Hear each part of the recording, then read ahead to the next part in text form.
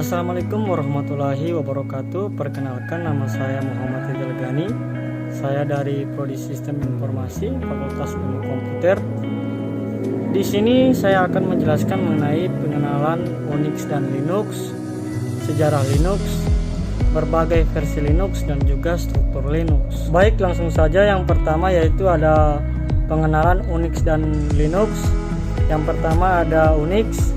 Unix adalah sebuah sistem operasi komputer yang diawali dari proyek Multics pada tahun 1965 yang dilakukan American Telephone and Telegraph, General Electric, dan Institut Teknologi Massachusetts dengan biaya dari Departemen Pertahanan Amerika. Selanjutnya ada Linux. Linux adalah keluarga sistem operasi bebas dan sumber terbuka yang pada dasarnya dibangun di atas kernel Linux, yaitu sebuah kernel sistem operasi yang pertama kali dikembangkan oleh Linus Torvalds pada tahun 1991. Linux dirilis di bawah lisensi publik umum GNU versi 2. Selanjutnya kita masuk pada sejarah Linux. Dimulai pada tahun 1991 oleh pria kebangsaan Finlandia bernama Linus Torvalds. Seorang Linus Torvalds muda, tepatnya saat menjadi mahasiswa, mulai membagikan source code atau kode sumber kernel Linux via internet seukuran disket. Pada waktu itu, ia tidak pernah menyangka apa yang diperbuatnya akan melahirkan bisnis tak ternilai di kemudian hari. Linus muda juga tidak pernah menyangka bahwa sistem operasi Linux akan menjadi sistem operasi yang paling menjanjikan. Itulah awal sejarah perkembangan Linux. Sistem operasi Linux terbaru bisa juga dibenamkan dalam server tablet PC, komputer desktop, handphone, PDA, GPS, mobil, robot, bahkan hingga pesawat buatan NASA.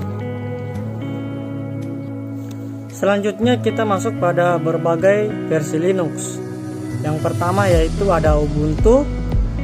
Yang kedua ada Manjaro, yang ketiga ada Linux Mint, yang keempat ada Kali Linux, yang kelima ada Zorin OS, yang keenam ada OpenSUSE, yang ketujuh ada Fedora, yang kedelapan ada Parrot OS, yang kesembilan ada Elementary OS, dan yang ke-10 ada Blank-On.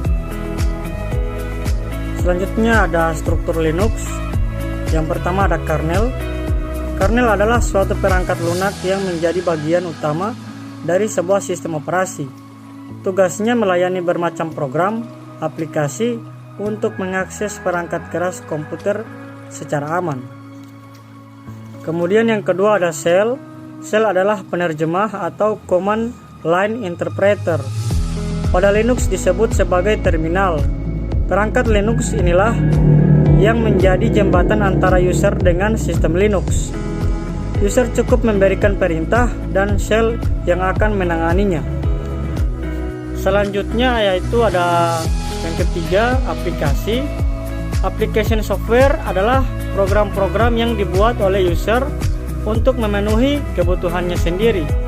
Program-program ini dapat dibuat dengan menggunakan sejumlah utilitas perintah built-in milik shell, atau dibangun dengan berbagai bahasa pemrograman seperti bahasa C, COBOL atau Python, dan berbagai development tool seperti Oracle dan Informix.